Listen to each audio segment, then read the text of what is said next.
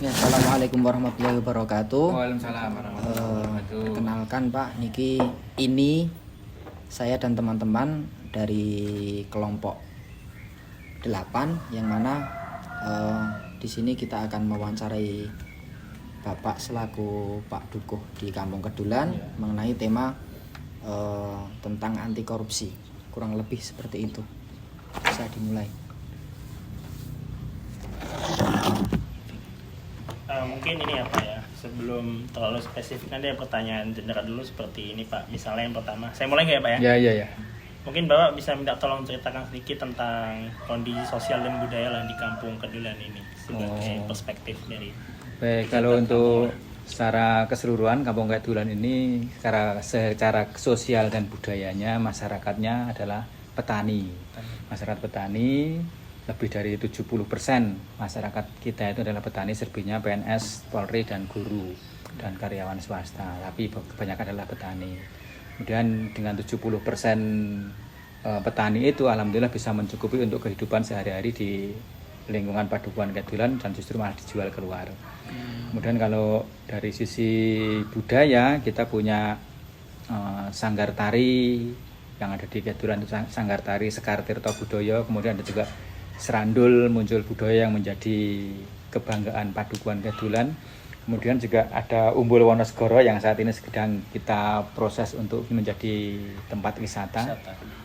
Yang lebih menonjol lagi adalah Candi Kedulan yang ada di sebelah barat. Oh, ada candi Pak? Ada candi yang sekarang juga dikelola oleh BPJB DIY. Nah, tapi itulah menjadi kebanggaan warga kami, yaitu adanya situs Candi Kedulan yang bisa lebih memperkenalkan tentang Padukuhan Kedulan. Selanjutnya mungkin ini Pak, dalam pengambilan keputusan lah bisa kita bilang ini peran masyarakat nih dilibatkan nggak mungkin dalam musyawarah mungkin atau seperti apa?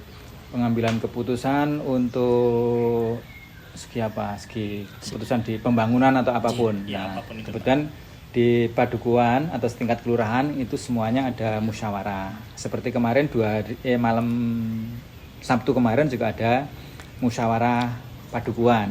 Artinya itu sudah melibatkan dari unsur RT RW, kemudian PKK, Posyandu, jaga warga, perwakilan Linmas, terus perwakilan agama, ada Rois, ada di sini juga ada apa itu yang agama Katolik itu apa namanya? Sing mimpin doa agama Katolik itu loh. Nah, itu juga pastor ada. Nah, pastor juga ada. Jadi mengumpulkan dari semua unsur itu, kemudian kita berembuk menyalurkan atau menyampaikan aspirasi dari masing-masing elemen, dari Linmas apa, dari RT per RT itu apa. Nanti kita rangkum dalam sebuah usulan. Nah, nanti usulan itu kita ajukan ke pemerintah Kelurahan Tirtomartani. Gitu. Dua-dua aja. Oke. Menurut Bapak niku yang dimaksud dengan korupsi niku napa Pak secara umum menurut Bapak? Secara umum kalau korupsi itu yang mengambil yang bukan haknya. Itu secara umum. Napa Bapak niku pernah mendengar atau mengetahui tentang kasus korupsi di tingkat lokal wonten mriki? Kalau selama ini saya rasa yang kalau Kelurahan Tirtomartani, karena saya juga dekat dengan Pak Lurah, untuk korupsi itu sendiri tidak ada. Aman. Kemudian kalau itu Pak, pandangan Bapak sendiri mengenai dampak korupsi, misal pun terjadi, mungkin bisa di suatu tempat atau sepengetahuan Bapak itu terhadap kehidupan masyarakat niku napa Pak? Oh ya, sangat merugikan. Di tempat lain misalkan ada di kemarin saya baca di mana itu ya, di Bantul itu ada sebuah talut yang hanya panjangnya 5 meter tapi anggarnya 20 juta. Nah, taruh jalan 5 meter itu anggarnya 20 juta. Dengan artian kan itu sangat merugikan sekali bagi masyarakat. Di lain sisi masyarakat kan lebih banyak yang membutuhkan karena banyak lansia yang kurang perhatian, ada anak-anak yang saat ini yang menjadi fokus Kabupaten Sleman stunting, itu kan bisa disalurkan ke yang lebih bermanfaat gitu Mas. Kemudian kalau di Kedulan sendiri Pak, ada nggak program atau inisiatif dari warga atau dari pemerintah itu terkait tindakan anti korupsi? Gitu. Kalau dari warga hanya sebatas di grup mungkin ya Mas, di grup WA warga itu kan pokoknya hanya mewanti-wanti saja, pokoknya kita harus perhatian sama pemerintah kelurahan. Nanti dimanapun ada pembangunan harus kita awasi. Ada yang juga mantan Auri itu juga, kalaupun nanti nggak ada yang berani, saya yang berani ngomong gitu. Oh gitu. Jadi mantan Aurinya di desa sekarang masih ada? Ada. Jadi artinya kalaupun mereka itu warga itu istilahnya ya, kalaupun ada pembangunan mereka siap untuk mengawasi. Ya, dalam artian saya ya silakan aja diawasi, malah seneng gitu kan. Tapi sampai saat ini belum ada terbukti. Berarti itu nanti nyambung ke transparansi dana ya. Berarti bagaimana cara pemerintah niku, pemerintah desa khususnya melibatkan masyarakat dalam upaya transparansi atau akuntabilitas? Transparansi dana setiap tahun itu mengeluarkan mencetak sebuah banner itu Mas. Banner yang intinya itu adalah tentang pendapatan kelurahan yang dari dana desa berapa, kemudian yang dari BKK berapa, pendapatan asli daerah berapa, kemudian dari sewa-sewa tanah belum berapa.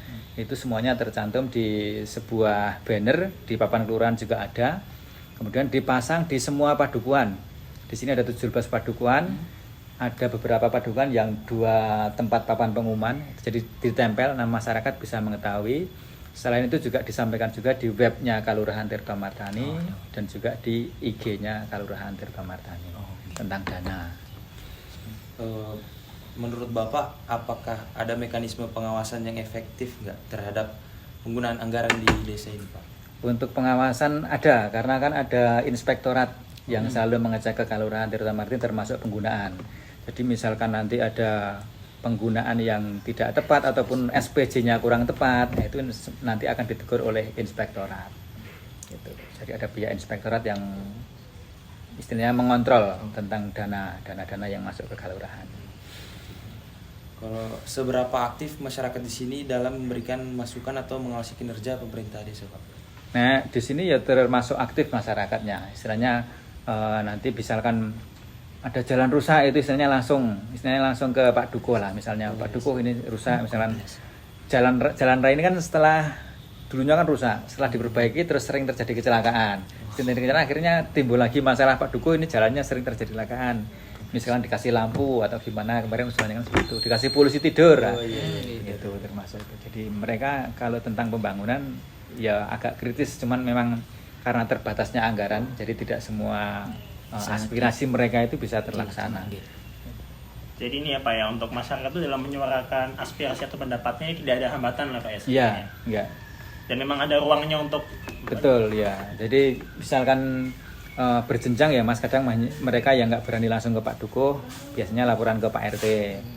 Kalau yang langsung misalnya akrab dengan Pak Dukuh kadang cuma lewat WA gitu, menyampaikan aspirasinya. Nah terus nanti aspirasi itu kita tampung, kita musduk, misalkan musyawarah perdukuhan.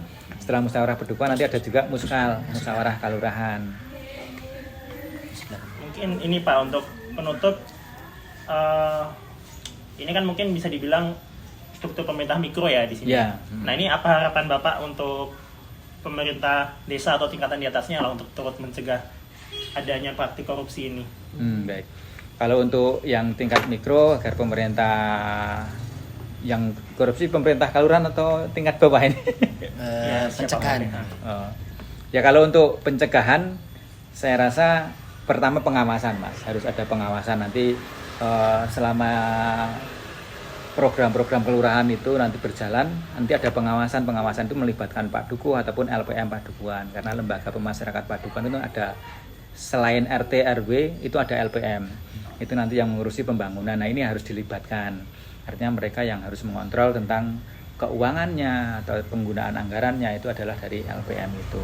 Sisi transparansi juga penting.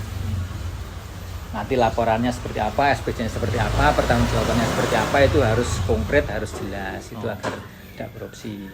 Kemudian juga kesejahteraan ya semua perangkatnya. Nah, kalau semua perangkatnya semuanya sejahtera kan insya Allah juga korupsi itu juga tipis lah gitu, tipis. Karena ya pendapatan perangkat atau yang menyebabkan korupsi kan seperti itu, jadi kekurangan. Tapi bicara soal kekurangan atau enggak ya seberapapun itu sebenarnya kurang gitu. Relatif juga Pak ya. Seberapun itu kurang gitu. Cuma ya kembali ke tingkat keimanan masing-masing. Itu dia Pak. Saya rasa kita dari teman-teman ini merasa cukup. Iya. Kita aturkan terima kasih sebesar-besarnya kepada Pak Duko yang Iya. telah meluangkan waktunya. Kami tutup Pak. Assalamualaikum warahmatullahi wabarakatuh. Waalaikumsalam warahmatullahi wabarakatuh.